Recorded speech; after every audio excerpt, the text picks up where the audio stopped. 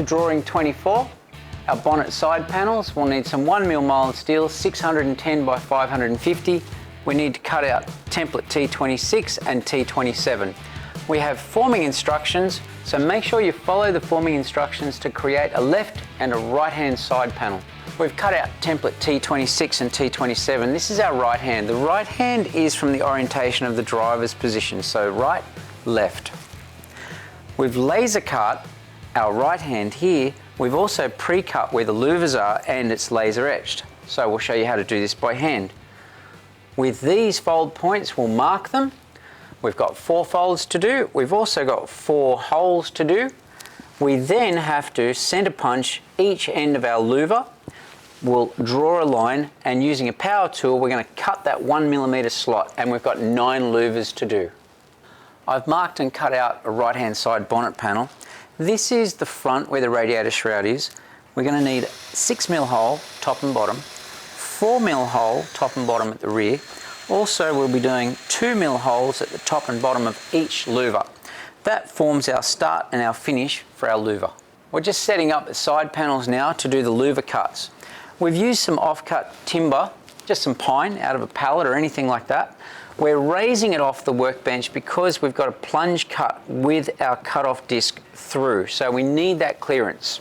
So we'll use some wood screws to attach our steel panel to our timber.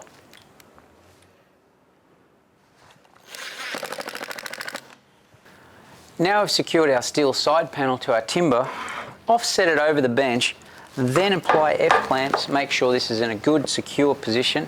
Also, as you're cutting, you need to be in a good comfortable spot. Just using some off-cut 3mm flat bar, we'll position this against the edge of our 2mm hole. We'll vice grip this against the sheet metal. We can then run the face of the cut-off disc against our flat bar. When I use a cut-off disc, quite often I'll start at the back of the piece, then work my way forward. The first cut will be a light cut, so you're looking down over it, always making sure that as it's spinning, that you can feel that face holding or supporting the cut-off disc.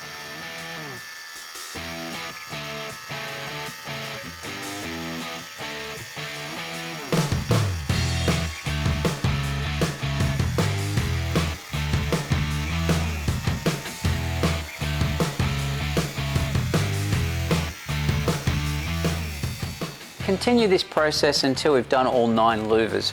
Then when you release the panel, flip it over on the back side, just sand it lightly because there'll be burrs on the back side. Then we can begin the process of folding. We're up to folding now. Folds 1 and 2 are safety folds.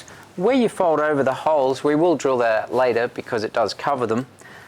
Folds 3 and 4 need to come up at 90 degrees. If you're making this by hand, it's the same procedure that we previously did with our running boards, which is angle line, piece of timber or hammer, fold up to 90 degrees. The safety folds then get closed over with a spring hammer. We'll use a panbrake folder to do folds 1 through to 4.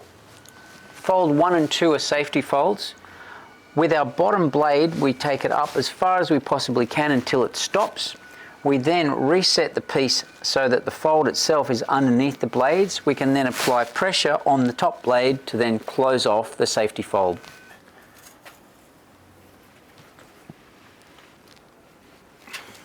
Now we've got our left and our right folded, we can drill through our 6mm hole through the safety fold and also the 4mm on the back edge as well. Now we've folded and drilled our bonnet side panels, we need to louver. To louver, we're going to need a hammer form. Ezio will be making the forming tool for us. I'm now going to make a louver hammer form, and all the information that I need is on drawing number 25. And I'm going to start off with some hardwood, and I'll take you through that process. To make my louvered hammer form, I'm going to use a piece of scrap hardwood.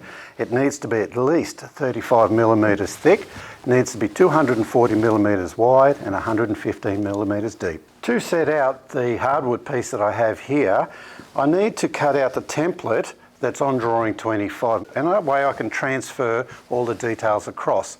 The two important things are the positioning slot and the cove that I need to router out. With my piece of material and having cut my template, I'm now using my square to check and make sure that I've got a square edge. If the piece of material you're using is rounded over, you'll need to cut that on the saw and create the square edge. This will help with the forming later on. So I've got my template there, and you can see that I need to cut all this and make it to size. I've now taped my template onto my piece of material, ensuring that I've picked the really good straight square edge. And what I'm going to do now is just mark out the positions of where my cove has to start and stop, and also the small grooves that I need to put in.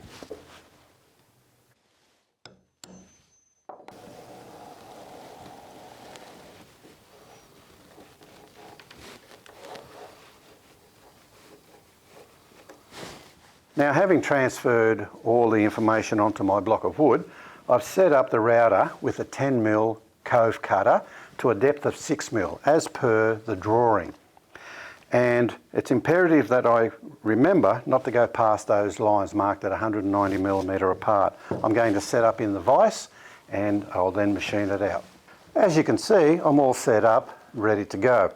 The reason why I'm doing it in the vise is due to the size of the material that I have versus the size of the router base. To clamp it, it would be impossible. Please make sure that your vise is nice and tight so the material doesn't move.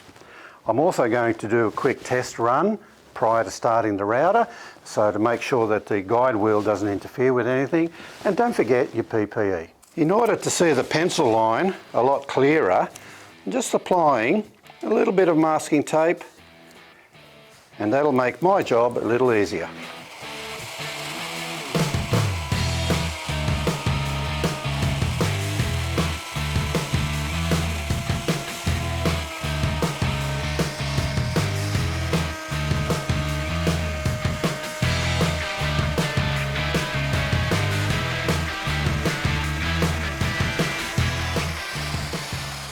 A little tip here, you'll notice that I've started a little bit in and then I came further back to meet up to the line.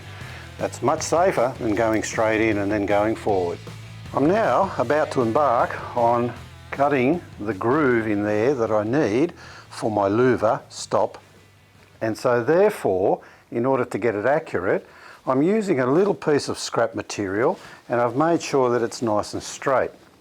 What I'm going to do is I'm going to fix it there right on the edge, a couple of screws, fix it in place, and I'm going to use an angle grinder with a very thin cutting blade in order to do the groove that I need. At this point I would suggest that you can try on a scrap piece of material first just to get your eye in and make sure that it works correctly, and then you can do the process on the real job, because this does need to be accurate from the distance front to back in order for the louvers to work out. What I'm going to do now, in order to assist with the correct positioning of my guide that I need on this piece of material, I'm going to place a little bit of tape on the back line. So if you can see, I've got two lines there, that's where I'm doing the cut. And I'll place the tape over on this side. The whole idea of the tape is just to assist with the positioning of my stop, like so. And what I'm going to do now is drill a pilot hole,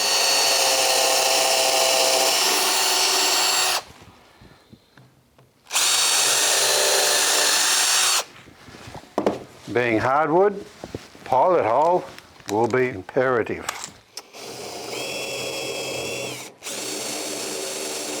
Just double check, make sure this is in the correct position prior to screwing.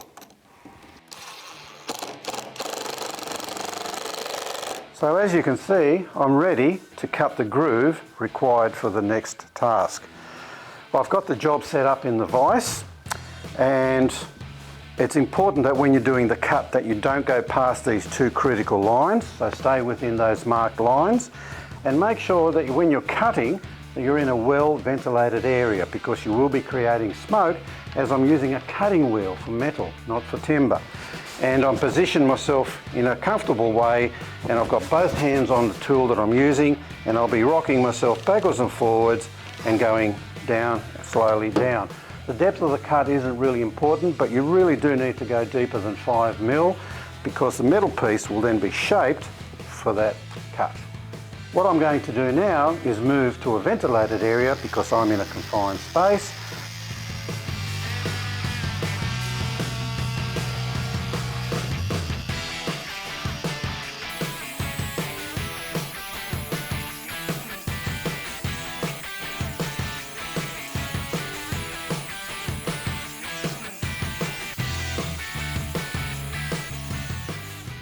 That's now complete. I've done the cut.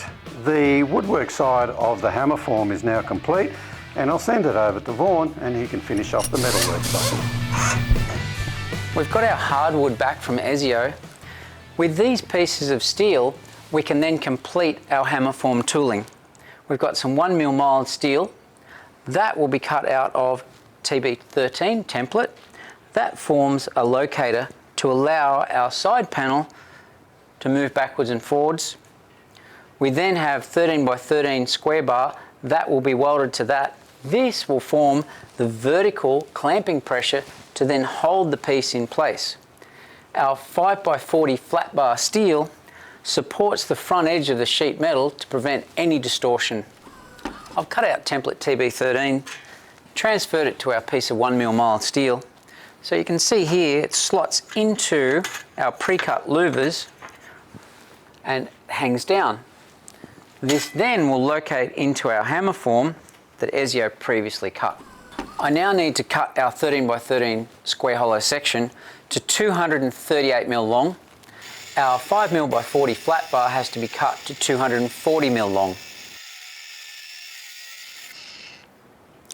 Next is to make our clamping jig where each of the slots will be located and forces applied down from the top. So to do that, we've got our pre-cut slots. We position, this is our end stop. You can see it's hanging through underneath. That then locates, and it has to be evenly located on our hammer form. From there, push it down as far as you can. Our square bar, we previously cut 238mm wide, then locates in against this. What we can then do is with F clamps, we apply pressure downwards on each side, vice grip through here, then we'll be putting tacks to hold these two together. Now we're up to our end cap. I've cut the drilling template out of the plan. We overlay it, we'll center punch, we've got 7 holes to do, 5mm hole, and we're going to countersink so that our screws will sit flush. I've just finished countersinking our 5mm end plate. I can now set this up flush and square to the face where we're going to be doing the louvers. I can then F-clamp this piece together, make sure this is flush because on the other side we've got a little bit of overhang where that's going to locate up against the bench. Once that's F-clamped, we can then do a 3mm pilot hole in one end, 3mm pilot hole at the other. We can then put our 8G by 20 screws in and then continue and do the rest. Now we've finished making the jig, the hammer form, so we can form the louvers. The next step is to actually create the louvers. In the process of forming the louver, it's really critical that we lay everything out correctly. Otherwise, the louver will be facing the wrong way and you'll have to make a new panel. So we've laid out template T26 and 27. We've also orientated our pieces of metal in the same way. So that way, the bottom flange is 20mm deep, the angle cut is the firewall. We'll then be forming the louvers from step 5, working our way forward to step 13. We've moved over to our welding table. We've got our louver hammer form hard up against the edge of the table. With our left-hand bonnet panel, we can start to clamp. The first clamping section, or flat bar here, goes into number 6. From there, what protrudes locates into our previously cut slot. Then The bottom has to be flush with our hammer form. We then swing our clamps around onto the bar and lock it down. The square bar is clamped directly between 5 and 6. That way we don't get any distortion at all on the back edge of the louver. The process of forming the louver, what we've got to do is to get the back edge of the louver to drop down ever so slightly. So this is a repurposed caulking tool that we used previously on the guards when we did the swage. To get this to drop down, you just work your way along, working it down. We can also use a body spoon. This face will run against our clamping bar, and again it will drop down, allowing that offset. Then for finishing, I've just made out of some aluminium plate on a bandsaw this forming tool. I've got a radius on the cross section, I've also radiused the ends. That is what will give us the really nice finished ends on the louvers.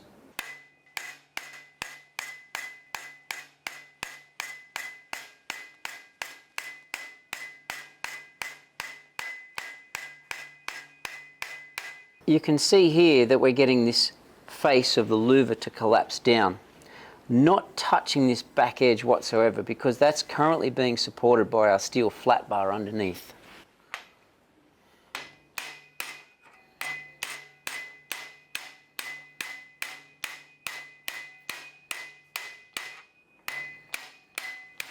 You can see here the back face of this caulking tool that I've made up.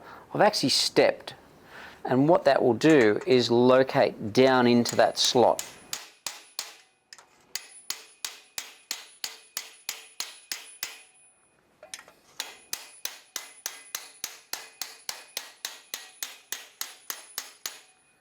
There. You can see here the radius has been mirrored by its finish from the caulking tool to the end of the louver.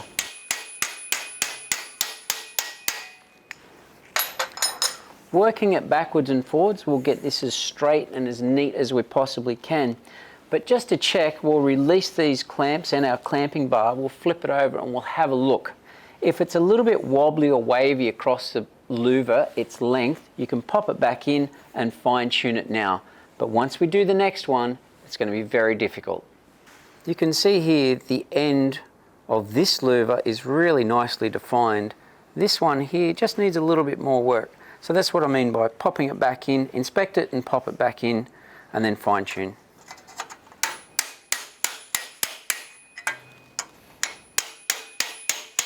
Once you've completed your first louver, you've inspected it, you're happy, move on and do your second one. Just remember, you can't go backwards, and you're trying to make sure each matches with everyone, straight, flat, the ends are finished. It's difficult and a little bit time consuming, but it comes out really nice.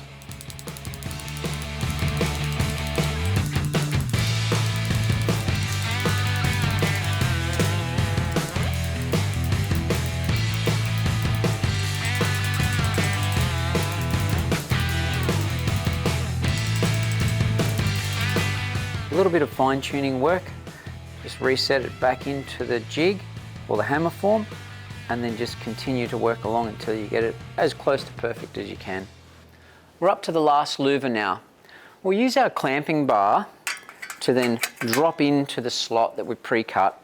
The section that's hanging below will locate against the back edge of the flat bar. Make sure this is flush as we've done previously. Just lightly clamp it. We'll put some wood screws in here to hold the panel. Then I'll show you how to mark out for the last one. Our panel's been laser etched and cut. If yours wasn't, what you'll have to do is from this last pre-cut line, measure in 10 millimeters, then use our clamping bar and attach it to that 10 millimeter line, clamping it down nice and solid. That way it's not going to move and you won't get any distortion on that back face. Notice here our clamping bar, we've rotated it 90 degrees so that the flat face is actually forming the clamping point against our sheet metal.